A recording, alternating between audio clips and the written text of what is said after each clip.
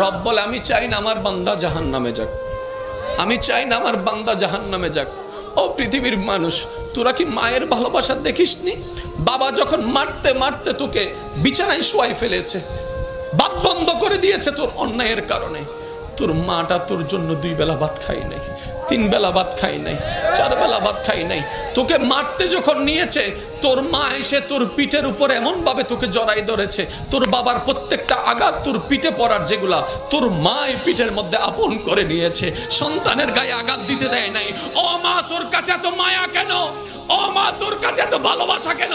মা উত্তর দেয়, আমি পেটে রেখেছি 10 মাস, আমি পেটে রেখেছি 10 মাস, রাতকে দিন মনে হয় নাই, দিনকে রাত মনে হয় নাই, কষ্টের পর কষ্ট করেছি, আমার বমির উদ্বেগ হয়েছে, বমি হয় নাই, বমির উদ্বেগ হয়েছে, সেই কষ্টটা আমি সন্তান তোর চেহারার দিকে তাকিয়ে সহ্য করে নিয়েছি, খাবারের স্বাদ চলে গিয়েছে তারপরও মেনে নিয়েছি, আমি ডান কাত হতে পারি নাই, বাম কাত হতে পারি নাই, তারপরও আমি কষ্ট সহ্য করে নিয়েছি, আমি প্রস্রাব পায়খানা করতে পারি নাই তুই পেটে থাকার পরে, বড় হওয়ার পরে, কারণ তুই আমার সন্তান, তোর জন্য আমি সেটা মেনে নিয়েছি। শেষ পর্যায়ে জানিস রে বাবা, এমন পর্যন্ত হয়েছে তুই বাঁচবি না হয় আমি বাঁচবো, ডাক্তার বলে 2 জন থেকে যে কোনো একজনকে বাঁচা যাবে। আমি মা সেই দিন বলেছিলাম, ডাক্তার রে আমার বাঁচার দরকার নাই, আমার সোনার মানিককে বাঁচাও, আমার সোনার মানিককে বাঁচাও, আমার কলিজার দনকে বাঁচাও, আমার সন্তানকে বাঁচাও। ডাক্তার বলে, ও মা তুমি বাঁচলে তো আজও সন্তান আসবে, তুমি বাঁচলে তো অনেক সন্তান আসবে। মা উত্তরে বলেছিল, ডাক্তার মশাই আমি তো সূর্য দেখেছি, আমি তো চন্দ্র দেখেছি, আমি তো আকাশ দেখেছি, আমি তো বাতাস দেখেছি,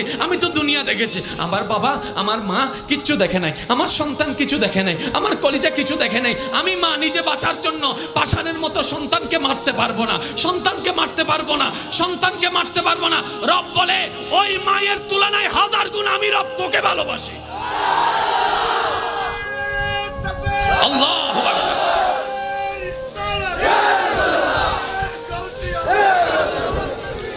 আল্লাহ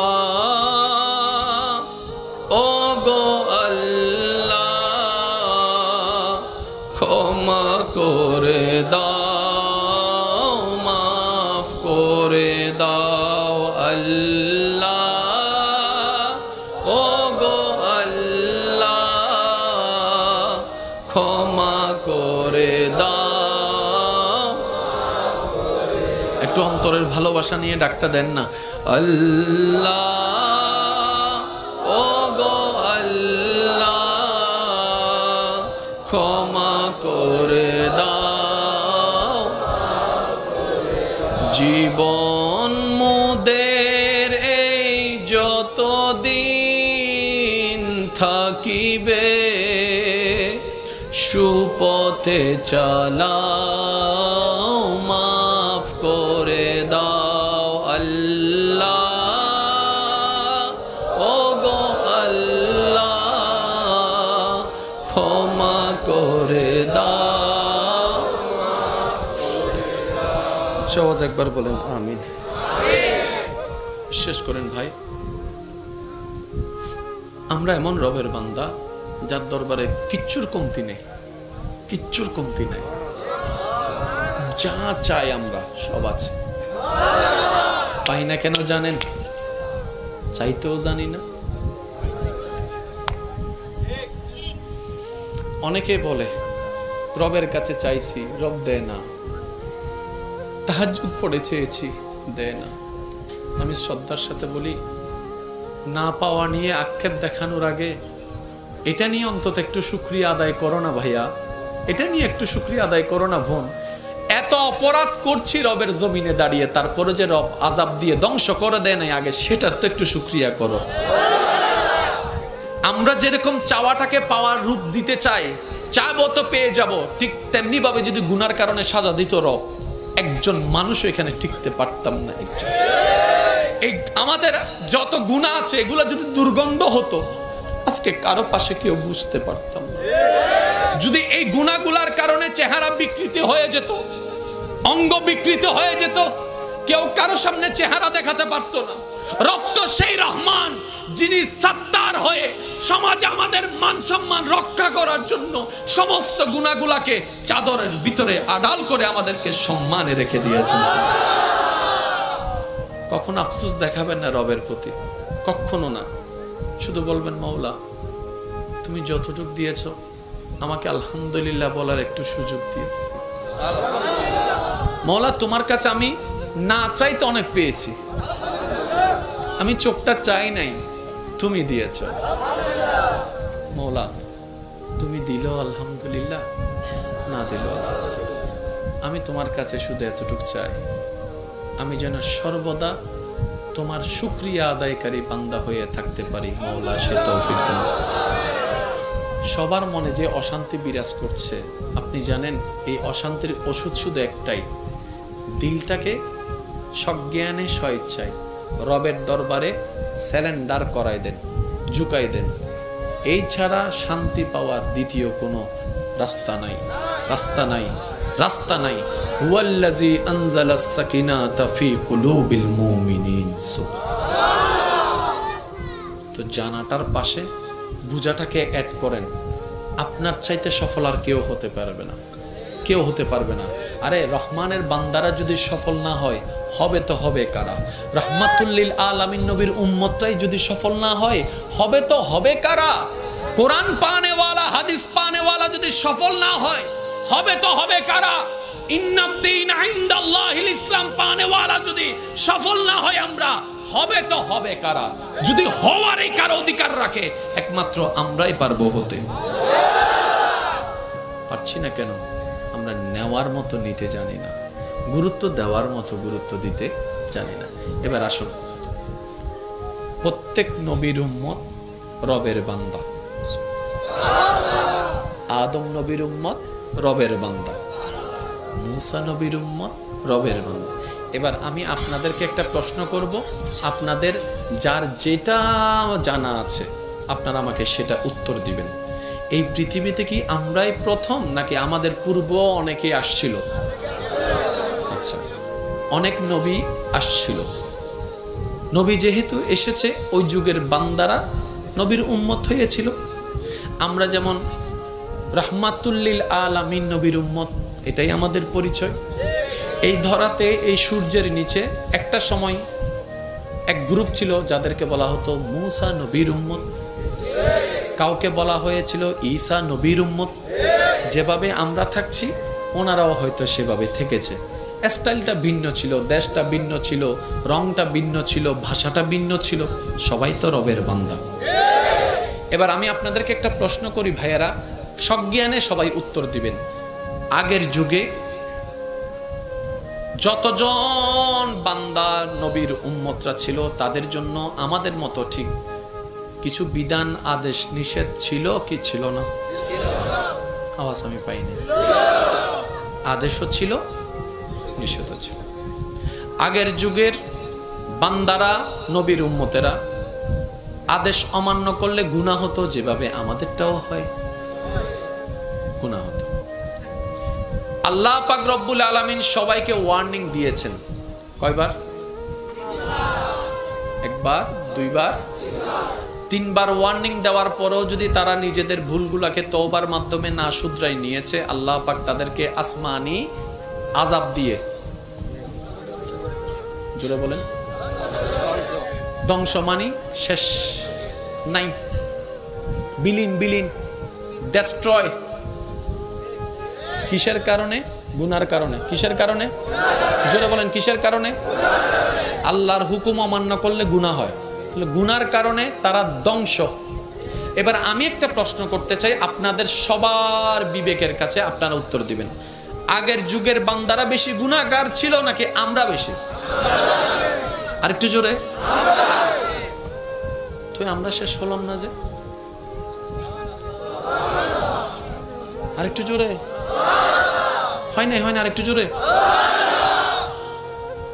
আগের যুগের বান্দারা, নবীর উম্মতরা যখন আল্লাহর আদেশ অমান্য করে নিজের মন মতো জীবন যাপন করতে শুরু করলো, আল্লাহ তাআলা তাদেরকে একবার ওয়ার্নিং দিয়েছে, ফেরত আসো, ফেরত আসো, ফেরত আসো, ফিরে আসো। দ্বিতীয়বার ওয়ার্নিং, ফিরে আসো। তৃতীয়বার ওয়ার্নিং, ফিরে আসো।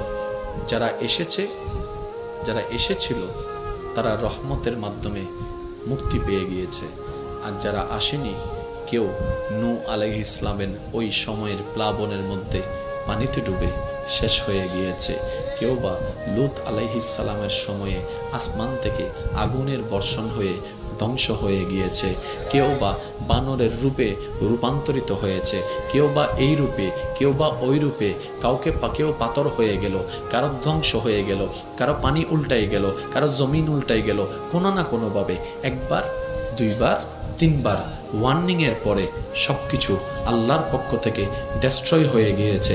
যেটা ডেস্ট্রয় হয়েছে, ধ্বংস হয়েছে, সে জাতির কোনো নাম নিশানা নাই, সেই এলাকার কোনো নাম নিশানা অস্তিত্ব তেমন আগের মতো নেই। ওইটা আর উর্বর জমি বলা হয় না, সেটাকে আযাবের জমি বলা হয়, আযাবের জমি বলা হয়, সাজার জমি বলা হয়। এবার আসমান প্রশ্ন করে, মাওলা 2022 সালে যারা আছে ওরা আগের গুলার চাইতে 10 ডবল গুনাহগার। আমি আমার কথা বলছি, আপনি আপনারটা বলুন। কিরে, আসমান বলছে, মাওলা আমরা তো দেখেছি লূত আলাইহিস সালামের উম্মতকে অবাধ্যতার কারণে তুমি কিভাবে ধ্বংস করেছো। আসমান বলে আমি দেখেছি, সূর্য বলে আমি দেখেছি, চন্দ্র বলে আমি দেখেছি, মাওলা জমিন বলে আমি তো নিজে দেখছি।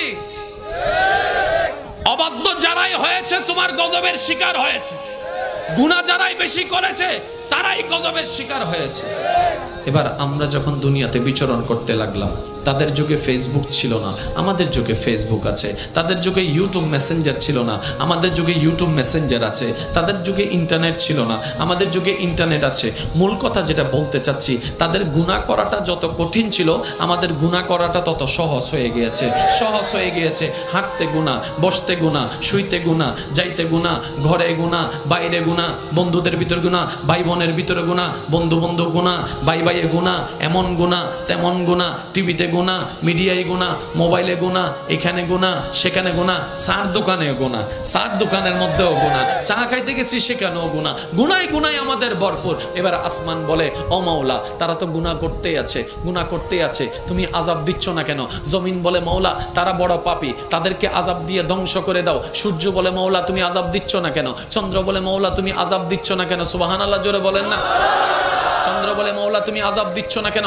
মঙ্গল গ্রহ বলে, মাওলা তুমি আযাব দিচ্ছ না কেন? জিব্রাইল বলে, মাওলা ধ্বংস করে দাও না তাদেরকে। পাপ তো এমন পর্যায়ে চলে গিয়েছে, সন্তান পর্যন্ত মা বাবাকে হত্যা করতে দ্বিধাবোধ করছে না, হত্যা করতে দ্বিধাবোধ করছে না। বউ রেখে 3-4টা মেয়ের সাথে পরকীয়া করতে দ্বিধাবোধ করতেছে না। জেনার উপর জেনা করে যাচ্ছে, প্রেমের নামে জেনা করে যাচ্ছে মাওলা, সুদ করে যাচ্ছে, ঘুষ করে যাচ্ছে মাওলা। অন্যায় তো বেড়ে যাচ্ছে, পাপ তো বেড়ে যাচ্ছে, আদেশ অমান্য তো বেড়ে যাচ্ছে। ও মাওলা আগের যুগের বান্দাদেরকে, নবীর উম্মতদেরকে তুমি আযাব দিয়েছো, সাজা দিয়েছো, তাদেরকে দিচ্ছ না কেন? তাদেরকে দিচ্ছ না কেন?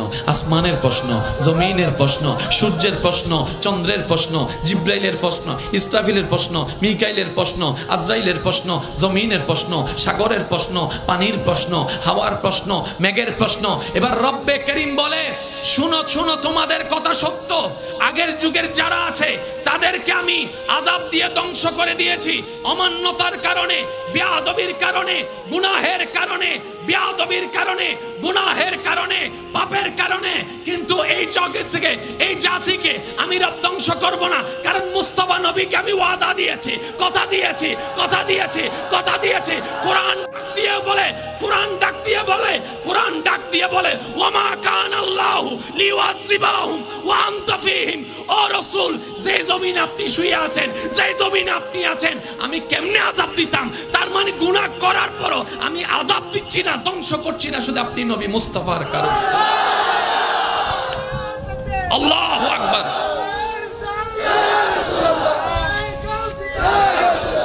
উচ্চ আওয়াজ একবার বলেন না সুবহানাল্লাহ। তাহলে আপনি আমি এত অন্যায় করার কারণও আল্লাহর গজব থেকে যে বেঁচে আছি, সেটাও নবী রাহমাতুল লিল আলামিনের কারণে। এছাড়া দ্বিতীয় কোনো কারণ দেখি আপনার যোগ্যতায় থাকলে আপনি দেখান, আমি আমার যোগ্যতায় থাকলে দেখাই। হাইলে গড়া সিডিং একা হতা